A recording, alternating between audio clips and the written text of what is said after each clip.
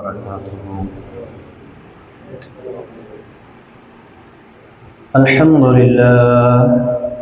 الحمد لله نحمده ونستعينه ونستغفره ونعوذ بالله من شرور أنفسنا ومن سيئات أعمالنا. من يهده الله فلا مضل له ومن يضلل فلا هادي له. أشهد أن لا إله إلا الله وحده لا شريك له وأشهد أن محمدا عبده ورسوله.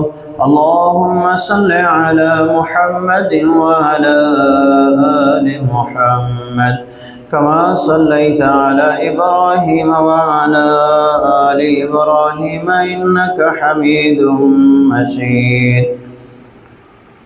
اللهم بارك على محمد وعلى آل محمد كما باركت على إبراهيم وعلى آل إبراهيم إنك حميد مجيد.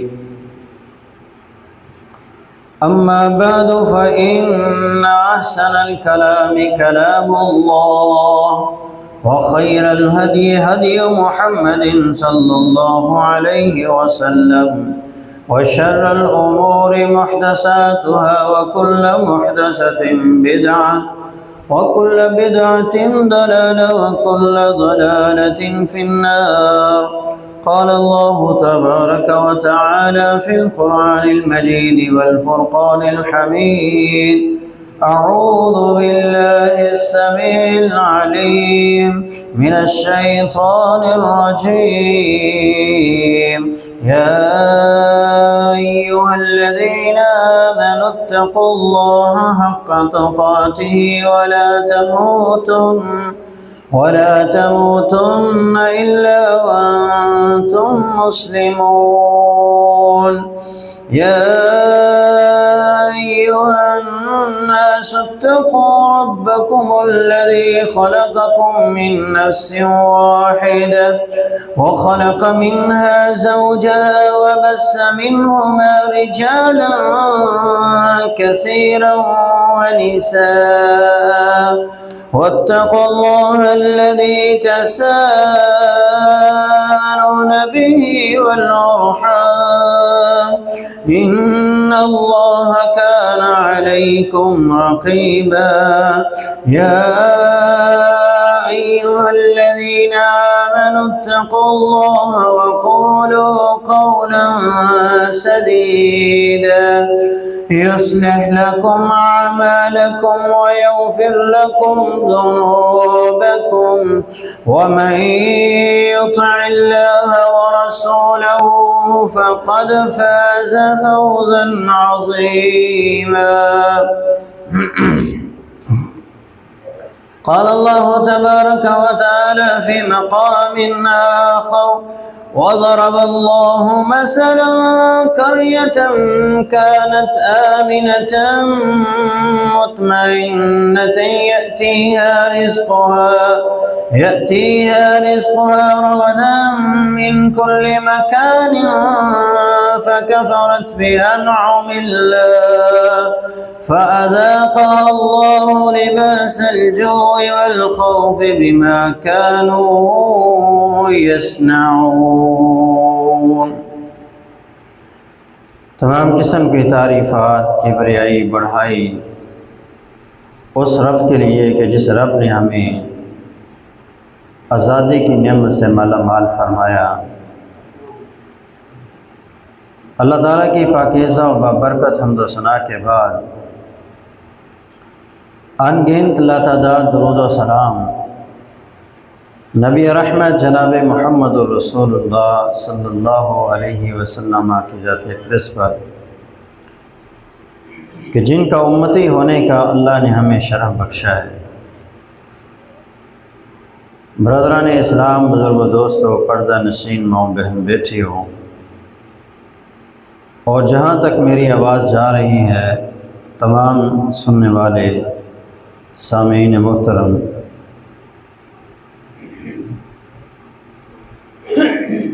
14 अगस्त 1947 को اللہ تعالیٰ نے مسلمانوں پر رحم فرمایا اور ایک طویل جدوجہد کے بعد ایک الگ ریاست اللہ تعالیٰ نے ہمیں عطا فرمائی۔ اس نعمت عظمیٰ پر ہم اللہ تعالیٰ کے شکر گزار ہیں، کیونکہ آزاد ریاست، آزادی، امن اور سکون یہ اللہ تعالیٰ کی نعمتوں میں بہت بڑی نعمت ہے۔ اگر اس نعمت کا احساس آپ کرنا چاہتے ہیں، آپ یہ جاننا چاہتے ہیں کہ یہ نعمت کتنی بڑی ہے، کتنی قیمتی نعمت ہے، تو پھر دیکھیے مقبوضہ کشمیر کے مسلمانوں کو، فلسطین میں کٹتے ہوئے لوگوں کو، گرتے ہوئے اور مسمار ہوتے ہوئے گھروں کو، اور برما کے مسلمانوں کو جنہیں چاقوؤں کے ساتھ، چھریوں کے ساتھ، کلہاڑیوں کے ساتھ کاٹ دیا جاتا ہے اور کوئی ان کو پوچھنے والا نہیں ہے۔ تو آزادی اللہ تعالیٰ کی بہت بڑی نعمت ہے۔ اللہ تعالیٰ نے یہ نعمت جب بنی اسرائیل کو عطا فرمائی تو اللہ تبارک و تعالیٰ نے بنی اسرائیل سے یہ بات کہی، یا بنی اسرائیل اذکروا نعمتی التی انعمت علیکم وانی فضلتکم علی العالمین۔ اے اولاد یعقوب، بنی اسرائیل، میری نعمتوں کو یاد کرو، میری شکر گزاری کرو۔ وہ نعمت کیا ہے؟ وَإِذْ أَنْجَيْنَاكُمْ، اور ایک مقام پہ فرمایا وَإِذْ نَجَّيْنَاكُمْ مِنْ آلِ فِرْعَوْنَ يَسُومُونَكُمْ سُوءَ الْعَذَابِ يُذَبِّحُونَ أَبْنَاءَكُمْ وَيَسْتَحْيُونَ نِسَاءَكُمْ وَفِي ذَلِكُمْ بَلَاءٌ مِّن رَبِّكُمْ عَظِيمٌ۔ اللہ فرماتا ہے اس وقت کو یاد کرو جب تم غلام تھے آل فرعون کے، اس غلامی سے ہم نے تمہیں نجات دی۔ غلامی بھی کیسی؟ یذبحون ابناءکم، وہ تمہارے بیٹوں کو ذبح کرتے تھے، ویستحیون نساءکم، اور تمہاری بچیوں کو زندہ رکھتے تھے، وفی ذلکم بلاء من ربکم عظیم، اور اس میں تمہاری بہت بڑی آزمائش تھی۔ آپ ذرا تصوراتی دنیا میں جائیں، اللہ نہ کرے ہم میں سے کسی کا کوئی بچہ اغوا ہو جاتا ہے، وہ اپنی ساری جمع پونجی دے دیتا ہے کہ میرا بچہ مجھے مل جائے، میری بیٹی، میرا بیٹا مجھے مل جائے۔ اور وہ سین، وہ منظر کیا ہوگا کہ جب ان کے ہاتھوں سے ان کی بیٹیوں کو چھین کر لے جاتے ہوں گے اور اپنی غلام، اپنی لونڈیاں بناتے ہوں گے، وہ منظر کتنا اذیت ناک ہوگا۔ ذرا ہم جب اپنے حالات کو دیکھتے ہیں کہ ہمارا بچہ اگر بیمار ہو جائے تو ایک ڈاکٹر سے اگر شفا نہیں مل رہی تو ہم دوسرے کے پاس جاتے ہیں، اگر اس کی دوائی اثر نہیں کر رہی تو تیسرے کے پاس جاتے ہیں، ایک ہسپتال کیا، دوسرا، تیسرا، جہاں کوئی بتاتے ہیں وہاں پہنچ جاتے ہیں، ایک ٹانگ پہ کھڑے ہو جاتے ہیں کہ ہمارا بچہ ٹھیک ہو جائے۔ ذرا اس وقت کا تصور انسان کرے کہ جب اس باپ کے سامنے اس کے بیٹے کو ذبح کیا جا رہا ہوگا تو اس پہ کیا بیت رہی ہوگی، اس ماں پر کیا بیت رہی ہوگی کہ جس کی آنکھوں کے سامنے، کہ جس نے 9 ماہ تک اس کو پیٹ میں رکھا، مشقتیں اٹھائی اور مشقتوں کے بعد اس کو دنیا میں لائی، اس کی آنکھوں کے سامنے اس کے بیٹے کو ذبح کر دیا جاتا ہے۔ یہ آزادی کی نعمت ہے کہ آج ہم اپنے گھروں میں آزاد ہیں، خوشحال ہیں، اپنے بچوں میں خوش ہیں، سکون کی نیند سوتے ہیں، کوئی ڈر نہیں ہے، کوئی خوف نہیں۔ یہ بہت بڑی اللہ کی نعمت ہے۔ جب آزادی کی نعمت اللہ نے عطا فرمائی ہے تو اس نعمت پر اللہ تعالیٰ کی شکر گزاری ہمیں کرنی چاہیے۔ اللہ تعالیٰ ارشاد فرماتے ہیں لَإِن شَكَرْتُمْ لَأَزِيدَنَّكُمْ وَلَإِن كَفَرْتُمْ إِنَّ عَذَابِي لَشَدِيدٌ۔ میری نعمتوں کی شکر گزاری کرتے رہو گے تو نعمتیں دوام پائیں گی، نعمتیں ہمیشہ رہیں گی، اور اگر نہ شکری کی تو نعمتیں چھین لوں گا، ذلت اور رسوائی تمہارا مقدر بنا دوں گا۔ تو شکر گزاری کیسے ہے؟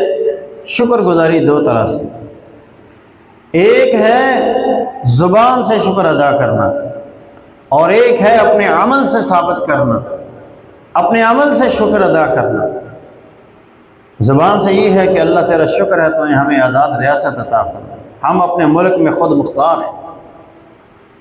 آپ کبھی دوسرے کسی ملک میں جائیں، آپ سعودیہ کی مثالیں لے لیں کہ اگر اللہ نے آپ کو سعودیہ جانے کی توفیق بخشی، آپ کے پاس اگر جدہ کا ویزا ہے تو آپ جدہ سے باہر نہیں جا سکتے، اگر آپ کے پاس ریاض کا ویزا ہے تو ریاض سے باہر آپ نہیں جا سکتے، آپ کا مکہ کا ویزا ہے تو مکہ سے باہر آپ نہیں جا سکتے۔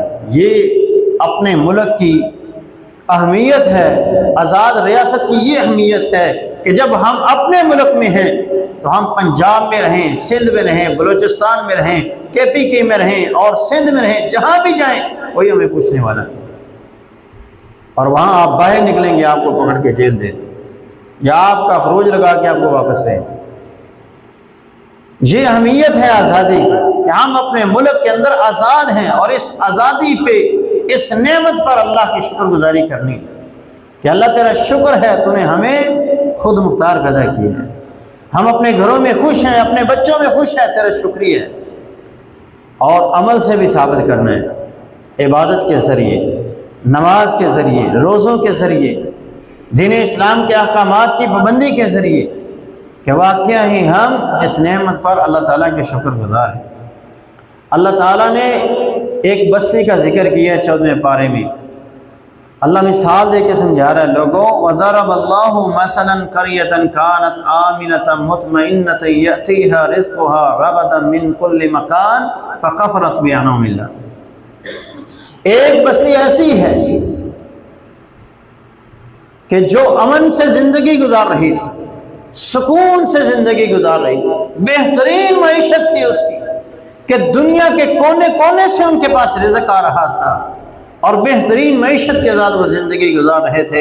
فَكَفَرَتْ بِأَنْعُمِ اللَّهِ، انہوں نے اللہ کی نعمت کی ناشکری کر۔ اللہ کی نعمت کیا ہے؟ دین اسلام ہے۔ اللہ کی نعمت کیا ہے؟ محمد الرسول اللہ صلی اللہ علیہ وسلم اللہ کی نعمت ہے۔ انہوں نے اسلام کو جھٹلایا، اللہ نے ان پر بھوک کو مسلط کر دیا، اللہ نے ان پر خوف کو مسلط کر دیا۔ بھوک کیسے کہ ایسا قحط مکہ کے اوپر آیا کہ بھوک کی وجہ سے انہیں ہر طرف دھواں ہی دھواں نظر آتا، اوثان خطا ہونے لگے ان کے۔ پھر وہ محمد رسول اللہ صلی اللہ علیہ وسلم کے پاس آئے اور دعا کا کہا، رسول اللہ نے دعا فرمائی صلی اللہ علیہ وسلم، تو اللہ نے اس قحط کے عذاب کو ختم فرمایا۔ تو اس مکہ کی بستی نے، مکہ کے رہنے والوں نے اللہ کے دین اسلام کو ٹھکرا دیا، اللہ کے نبی محمد الرسول اللہ صلی اللہ علیہ وسلم کی نبوت اور رسالت کا انہوں نے انکار کر دیا، تو اللہ نے ان پہ بھوک اور خوف کا عذاب مسلط فرما دیا۔ اللہ کی نعمت اسلام ہے۔ اللہ فرماتا ہے الیوم اکملت لکم دینکم واتممت علیکم نعمتی، کہ میں نے تمہارے لیے دین کو مکمل کر دیا اور تمہارے لیے اپنی نعمت کو بھی مکمل کر دیا۔ نعمت کیا ہے؟ وہ اسلام ہے۔ ورضیت لکم الاسلام دینا، جو نعمت میں نے مکمل کی ہے وہ نعمت اسلام ہے۔ جب بھی کوئی قوم اللہ کے دیے ہوئے دین سے منہ موڑے گی تو آزادی کی نعمت سے محروم ہو جائے گی۔ یہ قرآن کا فیصلہ ہے، دو ٹوک فیصلہ ہے۔ غربت اس قوم کا مقدر بنے گی، وہ قوم دوسروں کی غلامی کے اندر جائے گی، وہ قوم بھکاری بن جائے گی جو قوم اللہ کے دین سے منہ موڑ لے۔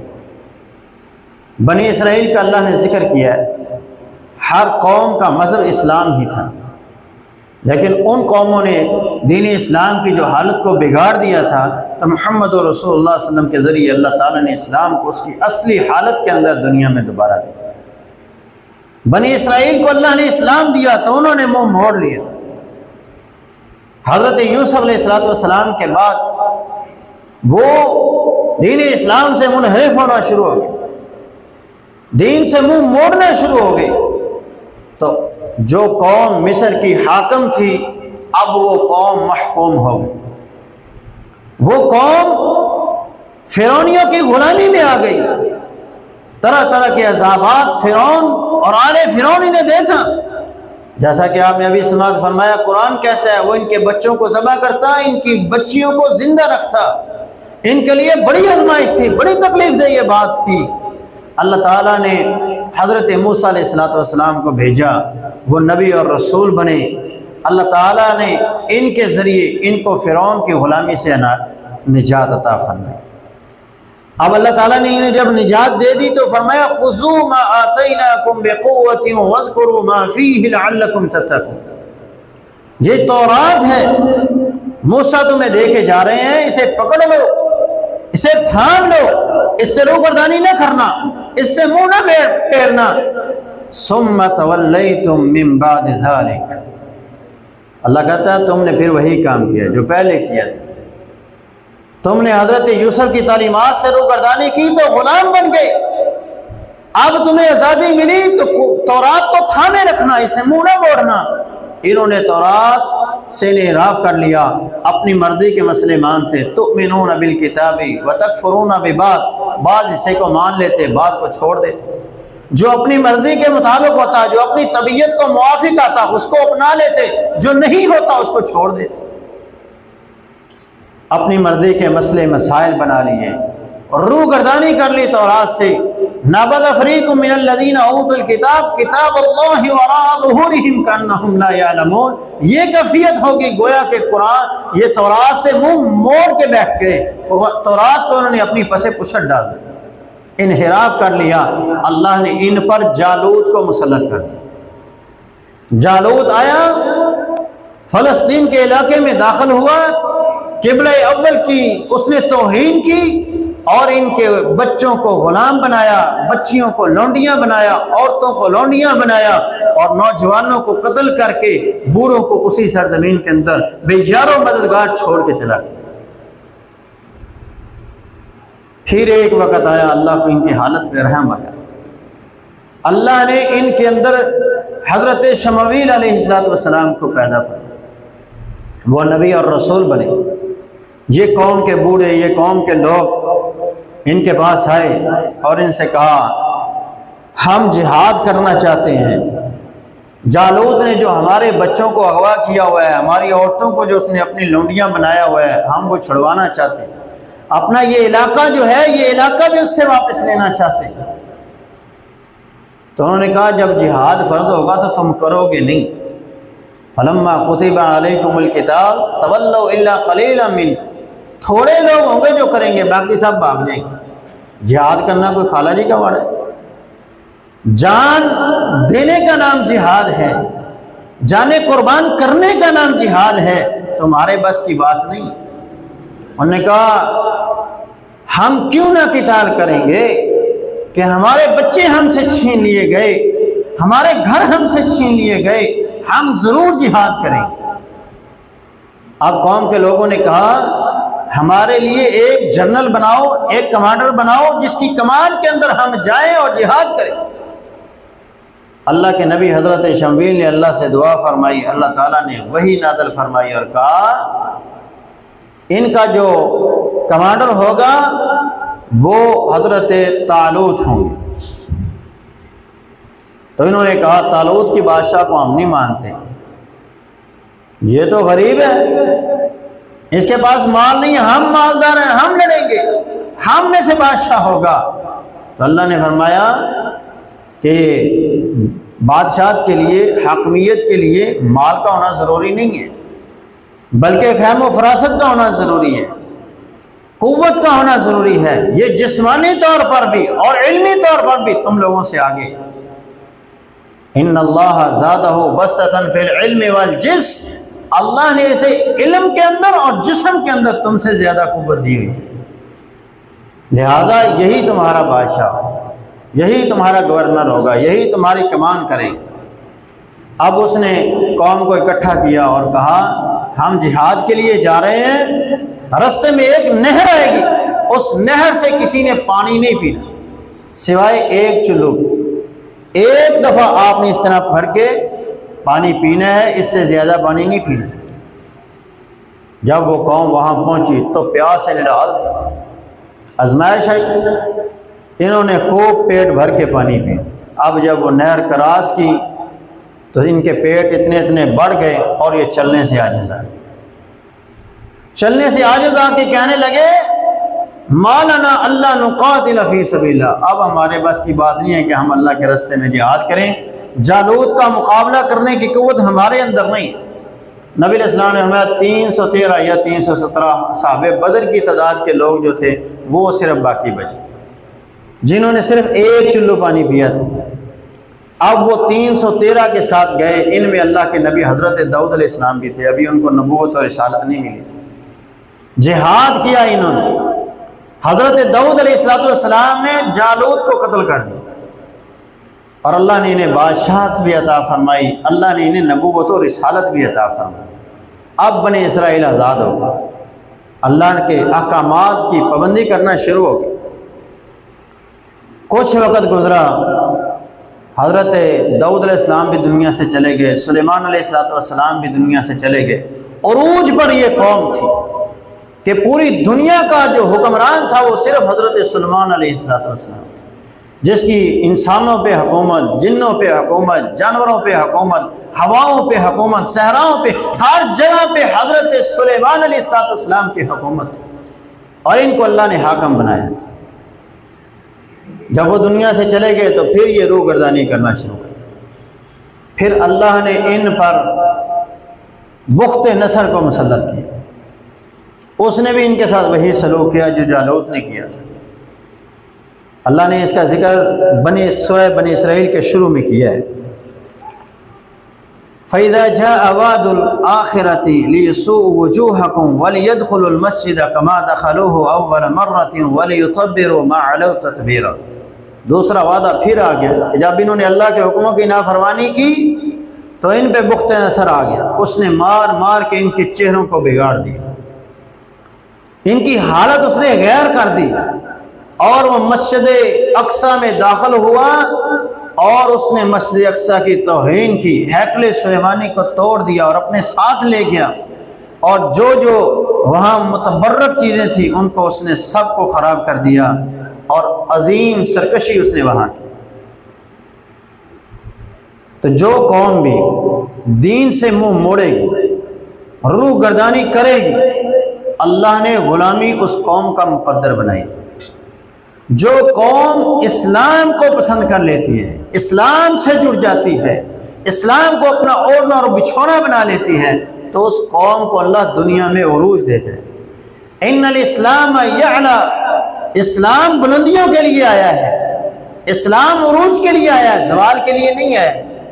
اور جب قوم اسلام سے ہٹے گی تو پھر مسلمانوں کا، اس قوم کا مقدر یہی ہوگا کہ وہ قوم ذلت و رسوائی کے اندر زندگی گزارے۔ دوسری نعمت جس کے انکار پر اللہ آزادی کی نعمت کو چھین لیتا ہے، اور وہ ہے محمد الرسول اللہ صلی اللہ علیہ وسلم کی ذات اقدس۔ جب کوئی قوم رسول اللہ صلی اللہ علیہ وسلم کی تعلیمات سے منہ موڑے گی تو اللہ اس قوم کا مقدر غلامی بنا دیتا ہے۔ اللہ نے قرآن مجید میں ذکر کیا ہے سابقہ قوموں کا ذکر کرتے ہوئے، فَعَصَوْا رَسُولَ رَبِّهِمْ فَأَخَذَهُمْ أَخْذَةً رَابِيَةً، انہوں نے اپنے رب کے پیغمبروں کی نافرمانی کی تو اللہ نے انہیں بڑا سخت پکڑا۔ اللہ کا پکڑنا کیسا تھا؟ فَهَلْ تَرَىٰ لَهُم مِّن بَاقِيَةٍ، اللہ کہتے ہیں اتنی اتنی طاقتور قومیں، اتنا اتنا ان کا نام تھا، آج بھی ان کی تاریخ جو تعمیرات ہیں وہ آج بھی قائم اور دائم ہیں۔ اہرام مصر اور اس طرح کی جو جتنی چیزیں ہیں، جب انہیں آج کے انجینئر دیکھتے ہیں تو وہ کہتے ہیں اتنے اتنے بڑے پتھر ان انسانوں نے یہاں رکھے کیسے ہیں؟ یہ تو کرینوں سے رکھنے مشکل ہیں، تو انہوں نے کیسے رکھے ہوں گے؟ تو اس قدر طاقتور قومیں تھیں۔ اللہ فرماتا ہے ان میں سے آج تمہیں کوئی نظر نہیں آتا، کیونکہ وہ میری پکڑ کا شکار ہو۔ اور پکڑ کیوں آئی؟ فَعَصَوْا رَسُولَ رَبِّهِمْ، انہوں نے اپنے پیغمبروں کی نافرمانی کی، انہوں نے اپنے رسولوں کی نافرمانی کی تھی۔ اور رسول اللہ صلی اللہ علیہ وسلم کی ذات تو وہ اللہ کی نعمت ہے کہ اللہ نے انسان کو بے شمار نعمتیں دی ہیں، مگر کسی نعمت پہ یہ نہیں کہا کہ میں نے تمہارے اوپر احسان کیا۔ بے شمار نعمتیں ہیں، آنکھیں نعمت، کان نعمت، دماغ نعمت، ہاتھ نعمت، پاؤں نعمت، زمین نعمت، آسمان نعمت، پانی نعمت، ایک ایک نعمت اللہ نے عطا فرمائی، لیکن اللہ نے یہ نہیں کہا کہ میں نے تمہارے اوپر احسان کیا۔ لیکن جب باری آئی محمد رسول اللہ صلی اللہ علیہ وسلم کی تو اللہ نے فرمایا لَقَدْ مَنَّ اللَّهُ عَلَى الْمُؤْمِنِينَ، اللہ نے مومنوں پہ احسان کیا ہے کہ جب ان کے اندر اللہ نے اپنا پیغمبر اور رسول مبعوث کیا ہے۔ تو جب کوئی قوم رسول کی نافرمانی کرتی ہے تو اللہ اس قوم کا مقدر بھوک بنا دیتا ہے، اس قوم کا مقدر خوف بنا دیتا ہے، پھر وہ ہمیشہ ڈرتی ہے، وہ بم مارے گا، وہ مارے گا، وہ مارے گا، ہر چیز، ہر ملک سے، ہر دشمن سے ڈر رہی ہوتی ہے۔ تو اللہ تعالیٰ کی نعمتوں کی قدر کرنی چاہیے، اور یہ آزادی کی نعمت تب تک باقی ہے جب تک ہم دین کے تابع ہیں، جب تک ہم محمد الرسول اللہ صلی اللہ علیہ وسلم کی تعلیمات کے تابع۔ 14 اگست 1947 سے قبل مسلمانوں کو یہ شعور دیا گیا کہ مسلمان اور ہندو یہ دو الگ قومیں ہیں، ان کے نظریات اور ہیں، ان کے نظریات اور ہیں، یہ بھائی نہیں ہیں۔ مسلمان مسلمان کا بھائی ہے، کافر کافر کا دوست ہے، کافر کا بھائی ہے، مسلمان کا نہیں ہو سکتا۔ اس وقت پاکستان کی تحریک عروج پر تھی، مسلمان اس جذبے کے ساتھ لگے ہوئے تھے کہ ہم اپنی الگ ریاست حاصل کریں گے، اور ہندوؤں کی یہ کوشش تھی کہ مسلمان ہمارے ساتھ رہیں، اور ان کے بہکاوے کے اندر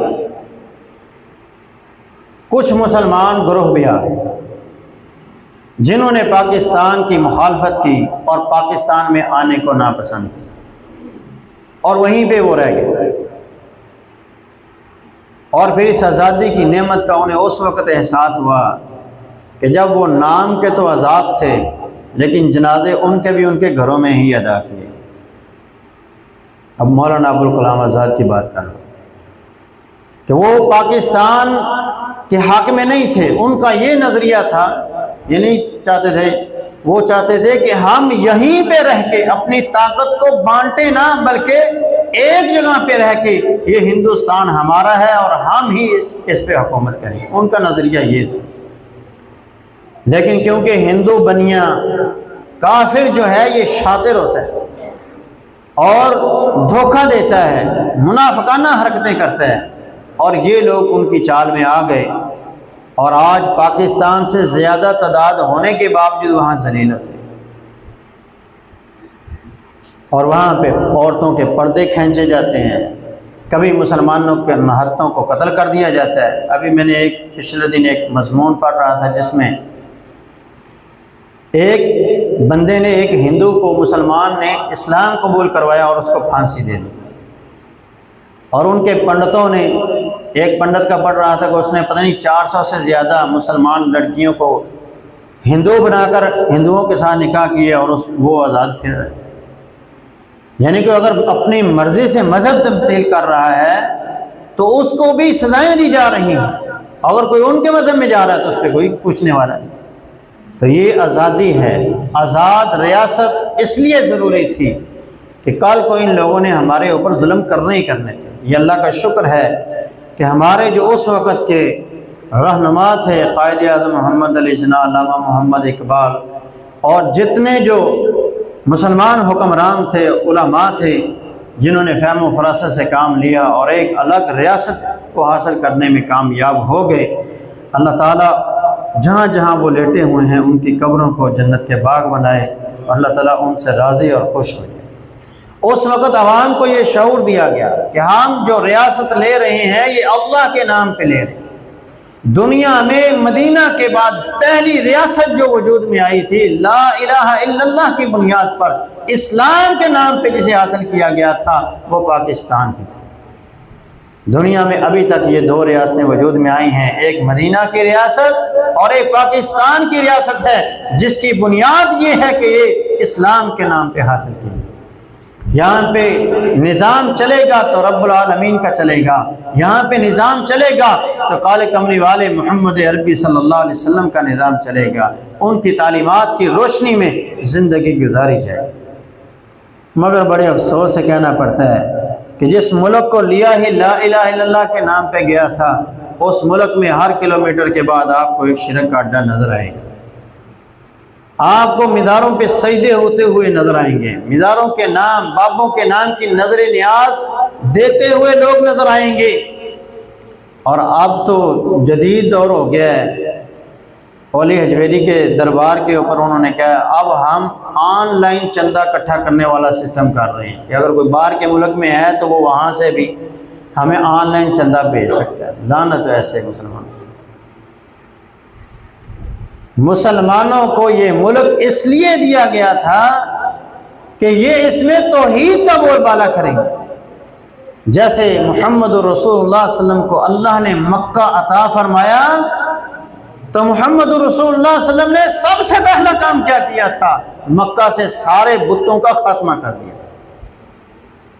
جن کے نام کی نظر و نیاز تھی وہ بھی بابے ہی تھے سارے، وہ بھی ان کو اللہ کا ولی سمجھتے تھے، اور ان بتوں میں سب سے بڑا بت جو تھا وہ حضرت ابراہیم علیہ السلام کا تھا۔ لات، منات، عزا، حبل، ود، سواگ، یعوث، یوغ، یہ جتنے تھے یہ سارے ان کے بزرگ تھے، کوئی زانی، فاسق، فاجر نہیں تھے، گنہگار نہیں تھے، یہ سارے ان کے نزدیک رب کے ولی تھے کہ ان کو دیکھتے ہیں تو ہماری عبادت کا شوق بڑھتا ہے۔ پھر بعد والی قوموں نے ان کے نام کے نظر و نیاز دینا شروع ہو۔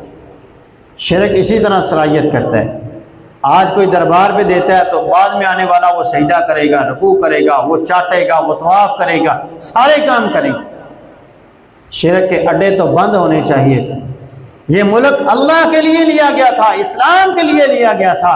اسلام کہتا ہے کعبے خانوں کو ختم کر دیا جائے، جوئے خانوں کو ختم کر دیا جائے، اور گورنمنٹ پرمٹ دیتی۔ یہ سارے قیامت کے دن رب کے سامنے کھڑے ہوں گے اور رب ان سے پوچھے گا تمہیں حکمرانی ملی تھی، اس ملک کے اندر ملی تھی جس ملک کو اس بنیاد پہ لیا گیا تھا، وہ ملک میں نے تمہیں اس لیے دیا تھا کہ اس کے اندر تم اسلام کا بول بالا کرو گے، لیکن تم لوگوں نے ایسا کیوں نہیں کیا؟ سوچ لے ہر حکمران کہ اسے رب کے سامنے جانا ہے اور ان تمام چیزوں کا حساب دینا ہے۔ ایسے ایسے بدبخت ہیں حکومتوں کے اندر جو یہ بات کہتے تھے اور کہتے ہیں اور کہتے رہیں گے، اسلام کو اس چیز سے کوئی فرق نہیں پڑتا۔ وہ کہتے ہیں اسلام آباد کی خوبصورتی اس کے اندر ہے کہ فیصل مسجد کو ختم کر دیا۔ پھر ایک حکم آتا ہے کہ 50 اسلام آباد کی مساجد کو گرا دیا جائے۔ یہ رستوں میں آتی ہیں اور باہر سے آنے والے ہمارے مہمان دل میں اکتاڑ محسوس کرتے ہیں۔ یہ ملک ہے جسے لا الہ الا اللہ کے نام پہ حاصل کیا گیا، اور یہ نظریات ہے اس ملک کے حکمرانوں کی۔ اس ملک کو جس میں لا الہ الا اللہ کی بنیاد پہ حاصل کیا گیا تھا، اس میں مساجد بنانا جرم ہے۔ آپ ایک مسجد اگر بنانا چاہتے ہیں این او سی کے بغیر آپ بنانے میں کامیاب ہو گئے تو ہو گئے، اگر آپ این او سی لینا چلے گئے تو آپ کو مسجد نہیں بنانے دیں گے۔ یہ حال ہے اس ملک کے حکمرانوں کا۔ اور پھر اس سے بڑھ کے مساجد کے لیے کچھ نہیں ہے، مدارس کے لیے کچھ نہیں ہے، دین کے لیے کچھ نہیں ہے۔ اس ملک کے اندر مندروں کی تعمیرات کے لیے فنڈ دیا جاتا ہے، چرچ کی تعمیرات کے لیے فنڈ دیا جاتا ہے، گردواروں کی تعمیروں کے لیے انہیں فنڈ دیا جاتا ہے۔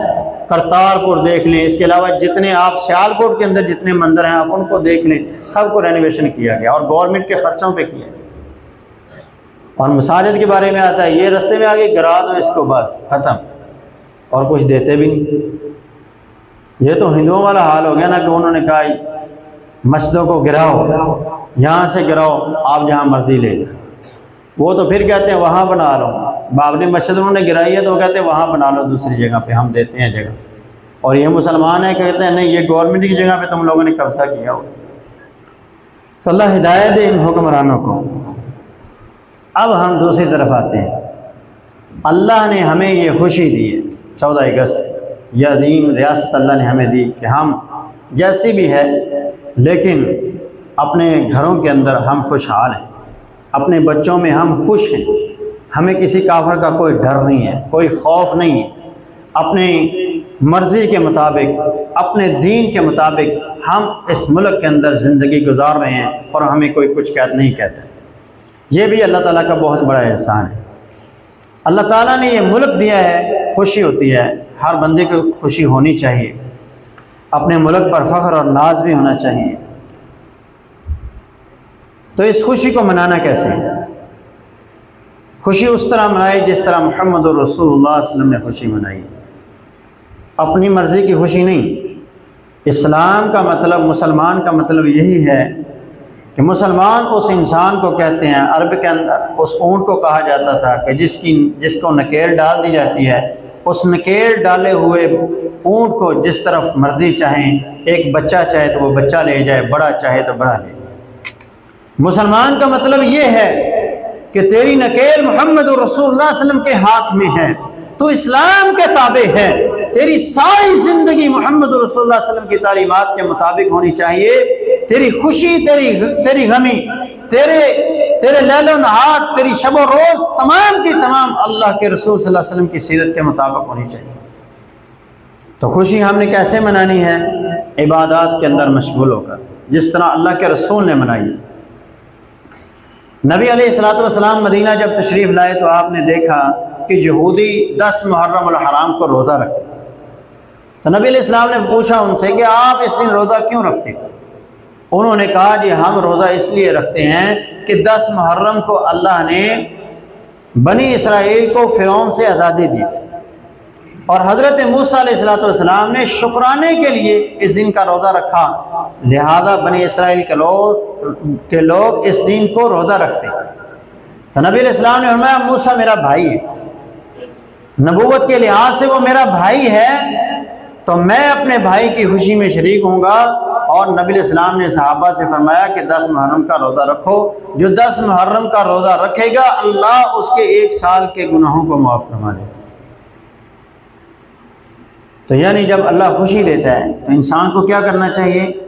عبادت کرنی چاہیے، کسی بھی قسم کی عبادت آپ کریں، آپ نفل ادا کریں اللہ کے سامنے، سجدہ ریز ہو جائے کہ اللہ نے ہمیں آزادی کی نعمت سے مالا مال کیا، سجدے کریں، شکرانے کے نفل ادا کریں۔ روزہ رکھنا چاہیے تھا، جس طرح نبی علیہ السلام نے حضرت موسیٰ کی خوشی میں، ان کو آزادی ملنے کی خوشی میں روزہ رکھا، تو ہمیں بھی چاہیے کہ ہم روزہ رکھتے 14 اگست۔ اس طرح صدقات و خیرات کیا جا سکتا ہے، نیکی کا کوئی بھی کام ہے وہ کریں آپ۔ نبی علیہ السلام کی سیرت بھی ہمیں یہی سبق دیتی ہے۔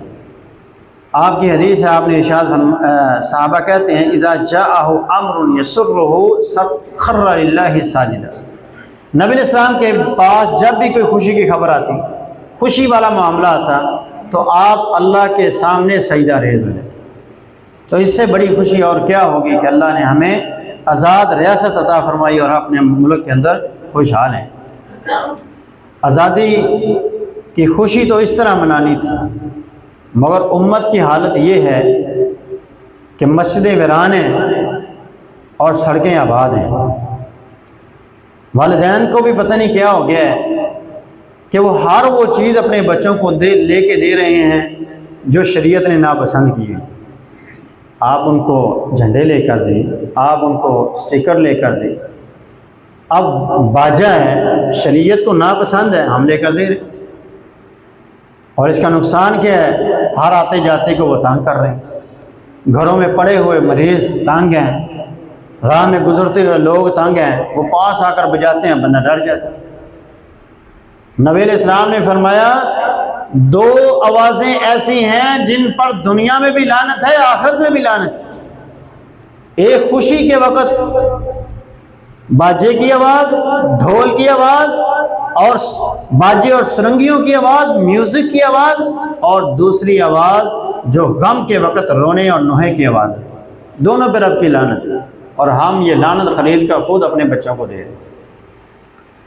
بینڈ باجے کے ساتھ نوجوان بھنگڑے ڈالتے ہوئے نظر آ رہے ہیں۔ اسلام یہ خوشی نہیں دیتا، اس طرح کی خوشی اسلام کو پسند نہیں ہے۔ یہ تو کافروں کا شیوا ہے، مومنوں کا شیوا یہ نہیں ہے، ایمان والوں کا شیوا یہ نہیں ہے۔ خوشی منائیے جس طرح محمد رسول اللہ نے خوشی منائی ہے صلی اللہ علیہ وسلم۔ اللہ کے حبیب صلی اللہ علیہ وسلم مکے کی حیثیت سے، مکے میں فاتح کی حیثیت سے داخل ہو رہے ہیں۔ حالت کیا ہے؟ اونٹ پہ سوار ہیں محمد رسول اللہ صلی اللہ علیہ وسلم، اور اپنے سر کو جھکایا ہوا ہے اور حمد اور ترانے گا رہے ہیں۔ الحمدللہ الذی انجز وعدہ ونصر عبدہ وہدم الاحزاب وحدہ۔ تمام تعریفیں اس رب کی ہیں کہ جس رب نے اپنے بندے کے ساتھ جو وعدہ کیا تھا وہ سچا کیا، اور تمام ان لشکروں کو شکست دے کر اللہ نے اپنے بندے کو فاتح کی حیثیت سے وہاں داخل فرمایا جہاں سے اس پہ ظلم و ستم کر کے اس کو نکال دیا گیا تھا۔ یہ اللہ کا فضل نہیں ہے کہ سارے کافروں سے اللہ نے مسلمانوں کو یہ چھوٹی سی ریاست پاکستان عطا فرمائی۔ حکومت برطانیہ ہندو ملے ہوئے تھے، اس کے باوجود اللہ نے مسلمانوں کو وہاں سے نکال کے اپنی ایک ریاست عطا فرمائی۔ تو اس بات پہ اللہ کا شکر ادا کرنا ہے۔ یہ بینڈ باجے اور بھنگڑے اور میوزک نہیں، اسلام نے جو خوشی کا تصور دیا وہ یہی ہے۔ اسلام نے سورہ فتح میں اللہ تعالیٰ نے خوشی منانے کا تصور جو نقشہ کھینچا وہ کیا ہے؟ کافروں نے جب یہ منظر دیکھا تو وہ مسلمان ہونا شروع ہو گئے تھے۔ کیا منظر تھا؟ قرآن کہتا ہے محمد الرسول اللہ والذین معہ اشداء علی الکفار رحماء بینہم تراہم رکعا سجدا یبتغون فضلا من اللہ ورضوانا سیماہم فی وجوہہم من آثار السجود۔ محمد رسول اللہ کے ساتھیوں کو دیکھو گے تو رکوع میں دیکھو گے، سجدے میں دیکھو گے، یہ فاتح کی حیثیت سے داخل ہوئے، اور یہ بیت اللہ میں داخل ہونے کے بعد کوئی قیام میں کھڑا ہے، کوئی سجدے میں ہے، کوئی رکوع میں ہے۔ یہ منظر دیکھا کافروں نے تو انہوں نے کہا جب ہم فتح کرتے تھے کسی علاقے کو تو ہم تو شباب و کباب کی مجلسیں قائم کرتے تھے، یہ کیسے لوگ ہیں جو اللہ کے سامنے سجدہ ریز ہوئے ہوئے؟ کوئی تکبر نہیں ہے، کوئی غرور نہیں ہے ان کے اندر، عجز و انکساری کر رہے ہیں، اللہ کے سامنے رو رہے ہیں، گر گڑا رہے ہیں۔ اللہ نے مسلمانوں کو قبلہ اول حضرت عمر رضی اللہ عنہ کے دور میں بغیر کسی لڑائی کے فتح عطا فرمایا۔ جب رب نے فلسطین مسلمانوں کو، تو امیر المؤمنین وہاں جب پہنچے تو آپ نے فرمایا اینا بلال، بلال کہاں ہے؟ بلال کو لایا جائے۔ آج محمد الرسول اللہ صلی اللہ علیہ وسلم کی کہ پاک مکی دور کو دہرا دیا جائے کہ جب میرے محبوب نے مکہ فتح کیا تھا تو اس وقت آپ نے کیا کیا تھا؟ آپ نے بلال سے کہا ہے بلال آج بیت اللہ کی چھت پہ چڑھ جاؤ، جس آہد کے کہنے پر تجھے ماریں پڑتی تھی، آج اسی آہد کی آواز کو بلند کرو اور بیت اللہ کی چھت پر چڑھ جاؤ، یہ حق تمہارا ہے۔ فرمایا اللہ نے قبلہ اول عطا فرمایا ہے، آج اس کا حق بھی بلال کا ہے کہ بلال یہاں اذان دے، اور رسول اللہ صلی اللہ علیہ وسلم کے اس دور کی یاد کو تازہ کیا گیا۔ تو خوشی منانے کا تصور تو یہ ہے کہ آپ مساجد میں آئیں، آپ اللہ کے سامنے سجدہ ریز ہو جائیں، آپ شکرانے کے روزے رکھیں، نوافل ادا کریں، قرآن پڑھیں، اپنے گھروں میں پڑھیں، اور خوش ہوں کہ اللہ نے ہمیں یہ نعمت عطا فرمائی۔ سیدنا ابو درداء رضی اللہ عنہ نے نصیحت فرمائی تھی جب قبرص مسلمانوں نے فتح کیا، قبرص فتح ہوا، مسلمان خوشی سے جھوم رہے ہیں، اللہ نے آج بہت عظیم فتح عطا فرمائی ہے، اور ابو درداء رضی اللہ عنہ کو دیکھا گیا کہ وہ ایک کونے میں لگ کے رو رہے ہیں، تو کسی نے آ کے کہا اے ابو درداء رو کیوں رہے ہو؟ فرمایا ان لوگوں کی حالت کو دیکھ کے رو رہا ہوں، ان کے بھی اپنے حکمران ہوا کرتے تھے، یہ آزادی کی زندگی جیا کرتے تھے، کوئی ان کو پوچھنے والا نہیں تھا، اپنی مرضی کے مالک تھے، لیکن انہوں نے اللہ اور اس کے رسول کی حکموں کی نافرمانی کی۔ آج وقت یہ ہے کہ یہ غلام ہے اور ہم ان کے اوپر حاکم بنے ہوئے ہیں، یہ محکوم بن چکے ہیں۔ آج یہ ہمارے رحم و کرم پہ ہیں، ہم ان کے ساتھ جو چاہے سلوک کریں۔ مجھے ڈر ہے کہیں وہ وقت نہ آ جائے کہ جو ان لوگوں نے کیا اگر ہم وہ کریں گے تو ہماری بھی یہی حالت ہوگی۔ تو اللہ سے یہ دعا ہے کہ اللہ ملک پاکستان کی حفاظت فرمائے، اللہ تعالیٰ ہمیں اس ملک کے ساتھ مخلص اور ہمیں وہ مخلص حکمران عطا فرمائے جو اس ملک کے ساتھ مخلص ہوں۔ اللہ تعالیٰ ملک پاکستان کی حفاظت فرمائے، اندرونی بیرونی ہر دشمن سے اللہ میرے ملک کی حفاظت فرمائے۔